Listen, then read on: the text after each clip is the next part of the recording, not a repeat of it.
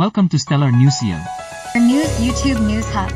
Stellar News PH, yung YouTube news channel. Subscribe now. Dito sa Stellar Network ay siguradong updated ka sa showbiz news at iba pa. Kaya kung first time mo dito ay mag-subscribe ka na. Maging ang isang litrato na nagpapakita kay Cassandra ong suot ang graduation attire, ay naging paksa ng masusing pagsusuri sa ginanap na pagdinig ng House Quad Committee nitong Huwebes. Ang imbestigasyon ay tumutok sa mga iligal na pogo, Philippine offshore gaming operators, at ang kanilang mga koneksyon sa extrajudicial killings at sa drug war ng Administrasyong Duterte, Ong, na matagal nang kinukwestiyon ang pagkamamamayan at birth certificate sa mga nakaraang pagdinig, ay muling hinarap ng mga tanong ngayong pagkakataon ay tungkol naman sa kanyang edukasyon.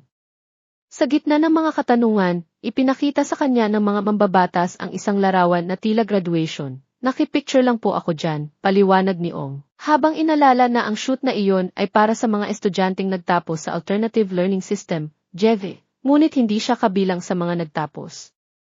Ipinaliwanag niya na dumalo lamang siya sa mga klase ng thesis ng I-2 o 3 beses at hindi niya natapos ang programa.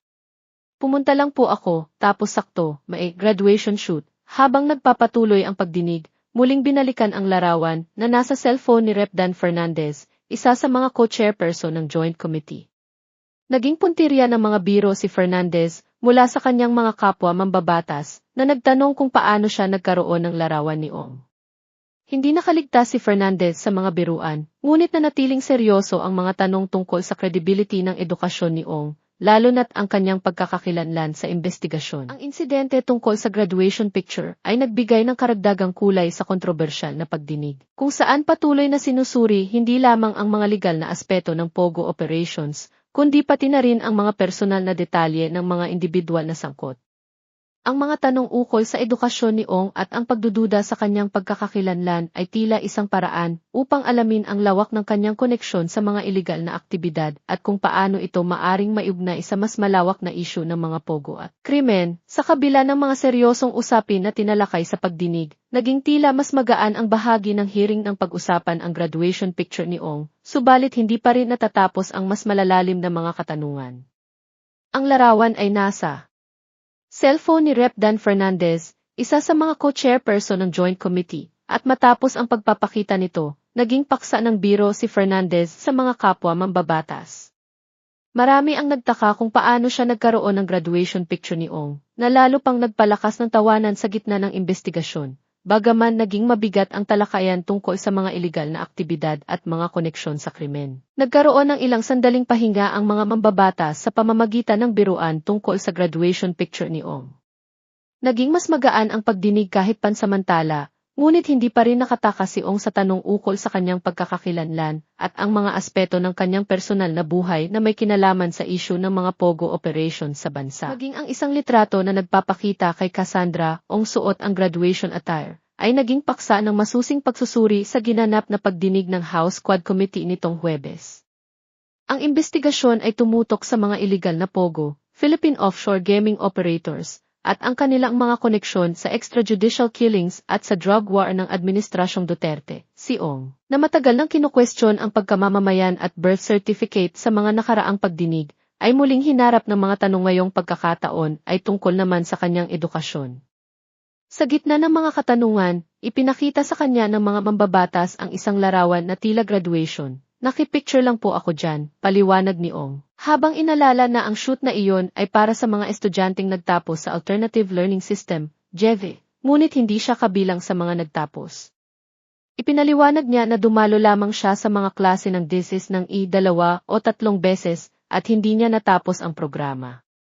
Pumunta lang po ako, tapos sakto, may graduation shoot. Habang nagpapatuloy ang pagdinig, muling binalikan ang larawan na nasa cellphone ni Rep. Dan Fernandez, isa sa mga co-chairperson ng Joint Committee. Naging puntirya ng mga biro si Fernandez mula sa kanyang mga kapwa mambabatas na nagtanong kung paano siya nagkaroon ng larawan ni Ong. Hindi nakaligtas si Fernandez sa mga biruan, ngunit nanatiling seryoso ang mga tanong tungkol sa credibility ng edukasyon ni Ong, lalo na't ang kanyang pagkakakilanlan sa investigasyon. Ang insidente tungkol sa graduation picture ay nagbigay ng karagdagang kulay sa kontrobersyal na pagdinig, kung saan patuloy na sinusuri hindi lamang ang mga legal na aspeto ng POGO operations, kundi pati na rin ang mga personal na detalye ng mga individual na sangkot. Ang mga tanong ukol sa edukasyon ni Ong at ang pagdududa sa kanyang pagkakakilanlan ay tila isang paraan upang alamin ang lawak ng kanyang koneksyon sa mga ilegal na aktibidad at kung paano ito maaring maiugnay sa mas malawak na isyu ng mga pogo at krimen. Sa kabila ng mga seryosong usapin na tinalakay sa pagdinig, naging tila mas magaan ang bahagi ng hearing ng pag-usapan ang graduation picture ni Ong, subalit hindi pa rin natatapos ang mas malalalim na mga katanungan. Ang larawan ay nasa cellphone ni Rep. Dan Fernandez, isa sa mga co-chairperson ng Joint Committee, at matapos ang pagpapakita nito, naging paksa ng biro si Fernandez sa mga kapwa mambabatas. Marami ang nagtaka kung paano siya nagkaroon ng graduation picture ni Ong, na lalo pang nagpalakas ng tawanan sa gitna ng investigasyon, bagaman naging mabigat ang talakayan tungkol sa mga ilegal na aktibidad at mga koneksyon sa krimen. Nagkaroon ng ilang sandaling pahinga ang mga mambabatas sa pamamagitan ng biruan tungkol sa graduation picture ni Ong.